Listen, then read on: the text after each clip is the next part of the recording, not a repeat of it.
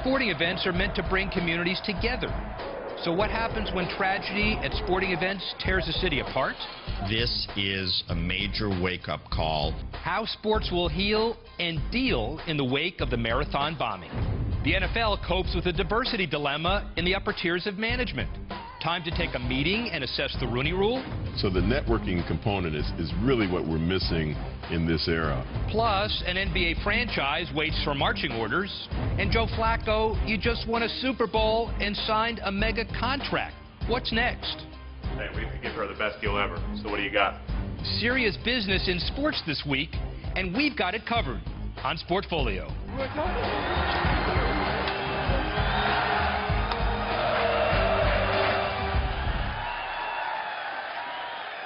Hello, I'm Rick Horrow, and welcome to Sportfolio, Bloomberg's weekly inside look at the business of sports. Sometimes we look at sports as just another entertainment, a refuge from the real world. But last week at the finish line of the Boston Marathon, sports provided no refuge. In fact, competitors and spectators were standing directly in the path of explosions that killed 3 and injured hundreds more. Do we have any warning? No one saw this particular act of terrorism coming. But in March, Andy Dolich wrote these words in a guest column for the Sports Business Journal. The past few months have seen us edge perilously close to the fiscal cliff and witness NFL player tragedies in Kansas City and Dallas. The inexplicable violence in Newtown, Connecticut, Aurora, Colorado, and too many other communities has stopped us in our tracks and forced a national re-examination of what places are considered safe havens in our daily lives. That was written before Boston. Andy Dolich joins us now from our San Francisco bureau to talk about the concept of safety in sports after Boston. Andy, in your column, you listed some catastrophes that could potentially shut down sports for an indefinite period of time. Terrorism was on that list, and yet, outside of Boston, it seems the sports world was barely affected. Are you surprised? Yes. I think we go through waxes and wanes in terms of vigilance and then laxity. And if you look at the big four sports, I believe only the NFL is the one sport that has mandatory metal detectors at all of its games. The other 3 don't. And then you add in all the other events. As you stated, this is our Garden of Eden. We love sports. It is a safe haven at all different levels. But this is a major wake-up call because sports now is on TV all the time. Everybody is their independent news-gathering organization, and it is a way to do harm. This is our gathering place. This is the last town square that we have left in our country, and we talk a lot about the fact that terrorism is not going to change our way of life.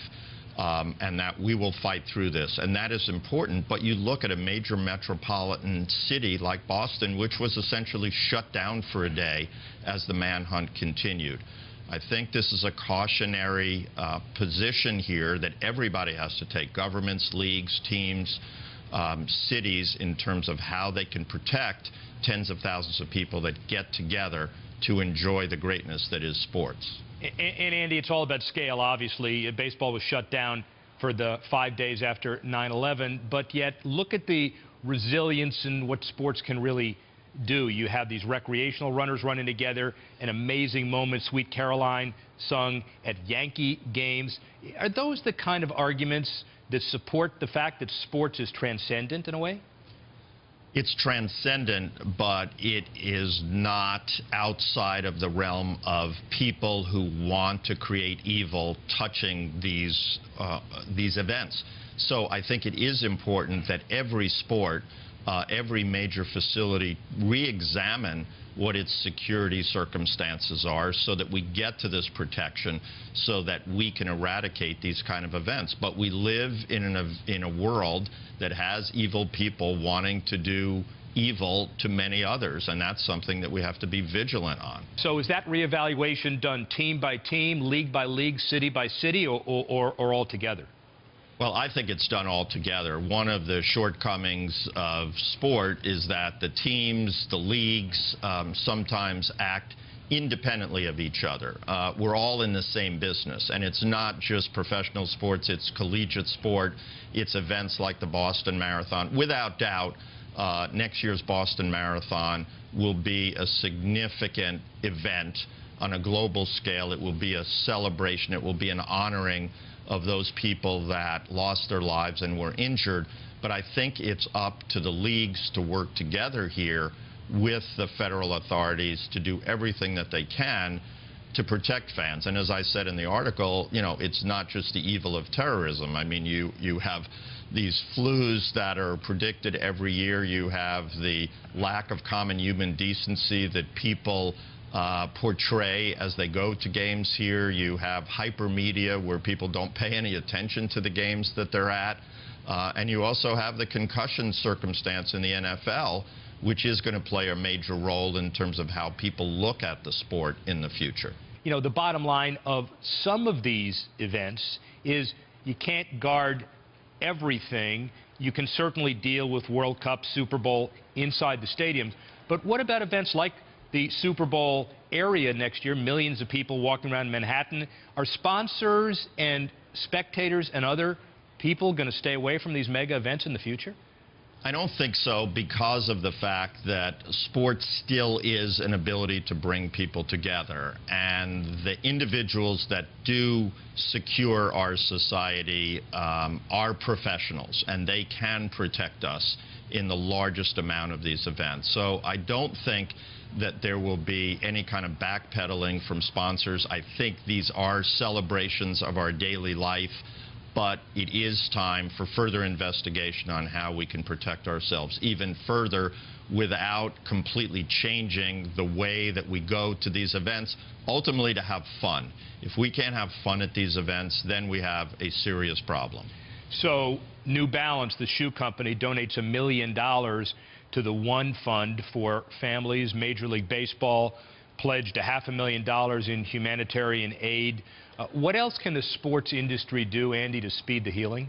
There's nothing that they can do to speed the healing. I mean, we have a lot of people in hospitals today dealing with horrible injuries, but society, through sport, helps people to think forward and not backward. And as tragic as these events have been, we have to think forward. We have to think about the next generations of people and hold on to these great events that we have, but just to do everything that we can to make sure that we're safe and not to backslide at all when nothing happens for months or years.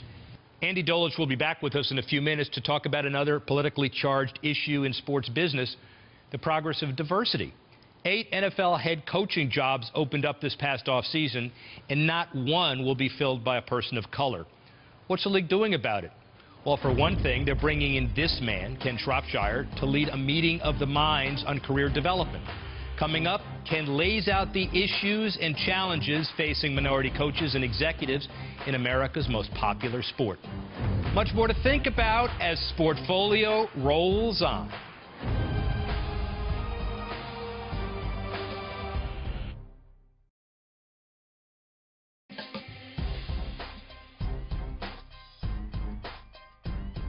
Welcome back to Sportfolio. I'm Rick Horrow.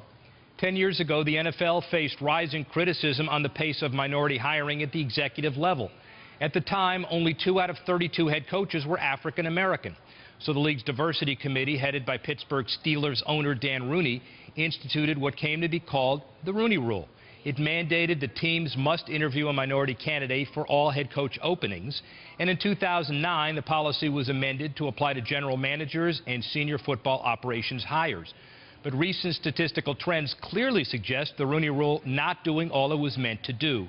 We're joined now by regular Sportfolio contributor Ken Shropshire, special counsel to the law firm of Duane Morris, who consults with the NFL on diversity, leading a career development symposium at the University of Pennsylvania in 2 weeks. Ken, this was an annual event for about a decade, but it's not been held since 2008.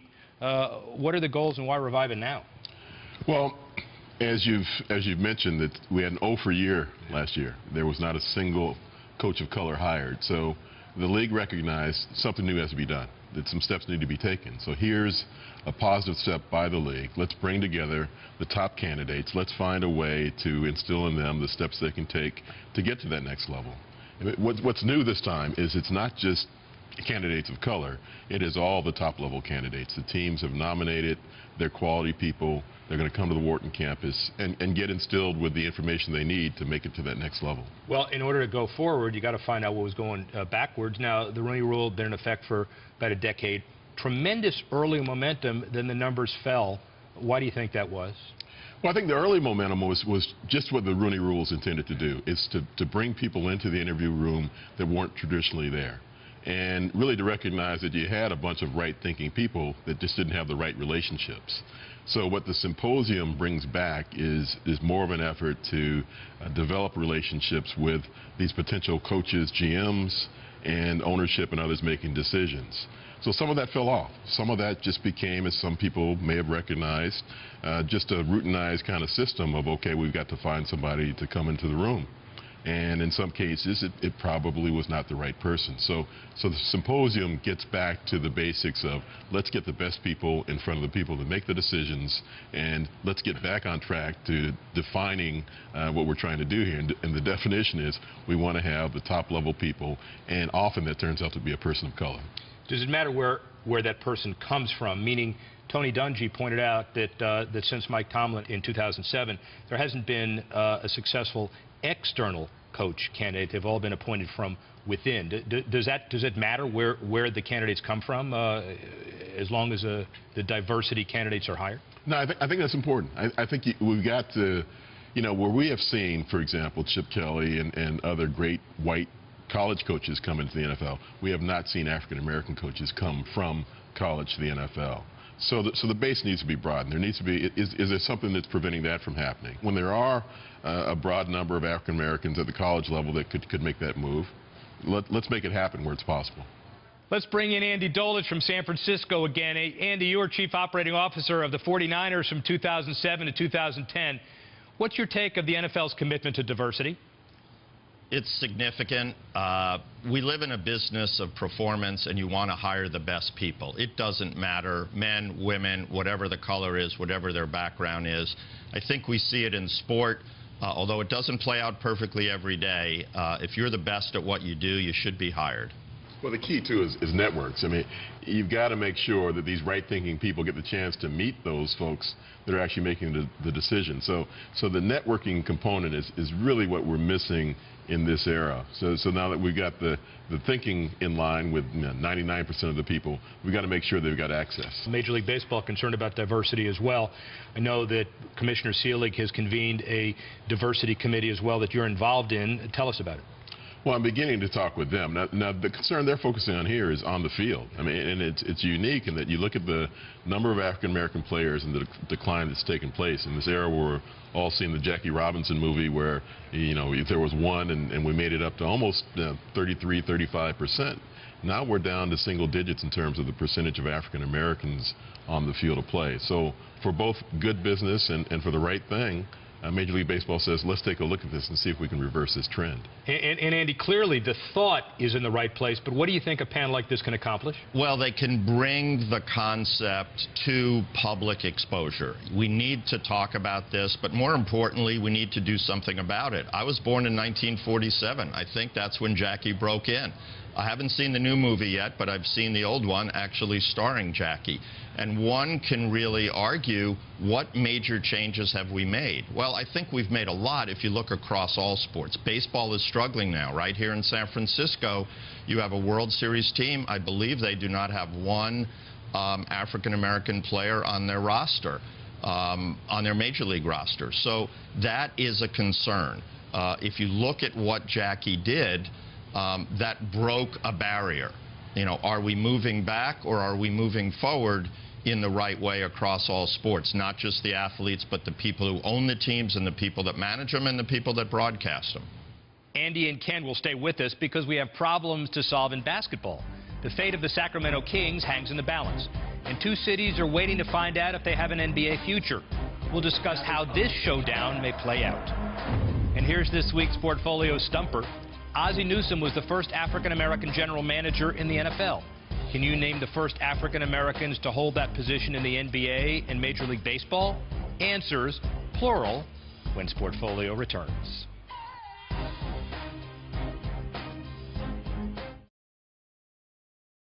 Here's the answer to the stumper. The first African-American GM in pro basketball was Wayne Embry with the Milwaukee Bucks in 1972. More than 20 years later, Bob Watson was named GM of Major League Baseball's Houston Astros. Welcome back to Sportfolio. I'm Rick Horrow, talking sports business with longtime executive Andy Dolich and Wharton professor Ken Shropshire. Sometime in the next few weeks, NBA owners will decide the fate of the Sacramento Kings. Months ago, the Malou family agreed to sell a majority share of the team to a group that would move the franchise to Seattle. But Sacramento Mayor Kevin Johnson has found investors willing to put together a competing offer at the 11th hour.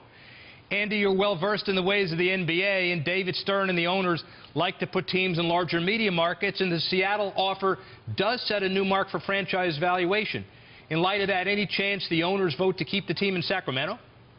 That's where my money is, not necessarily the $500+ million that the valuation would be.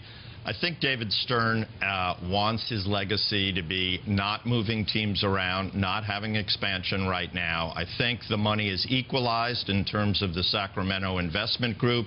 They've got an arena plan, and what better than to have a NBA All-Star as your mayor in Kevin Johnson. Nobody better to have the ball in his hands.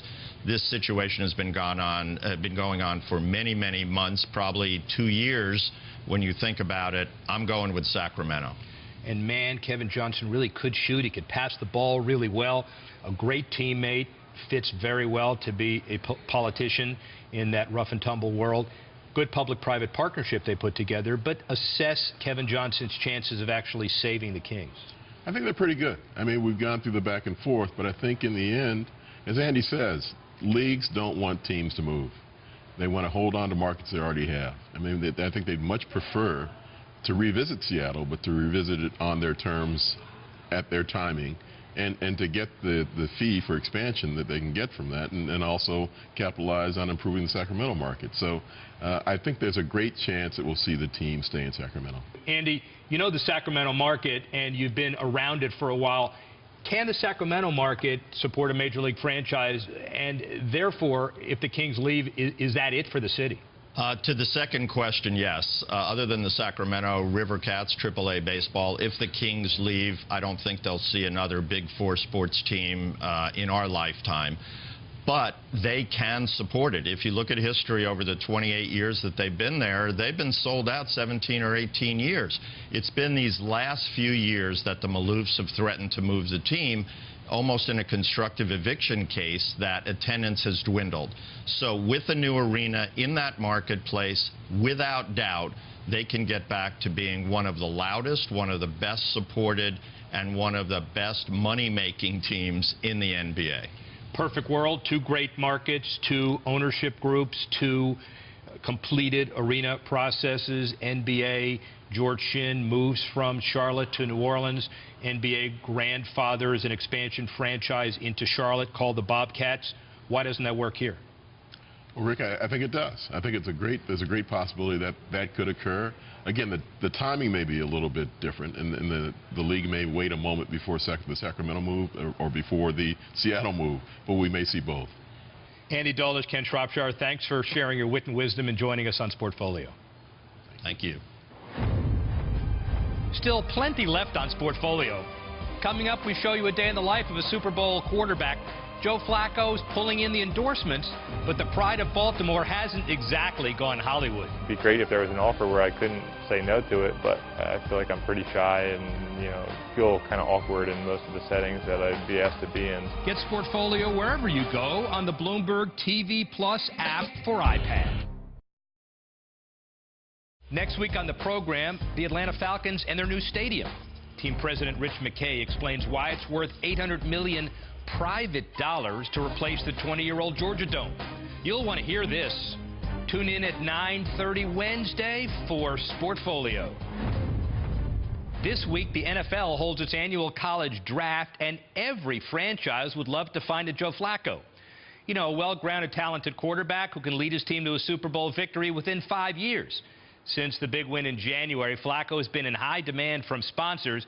But as we found out in Baltimore last week, the quarterback and his agents are keeping things low-key.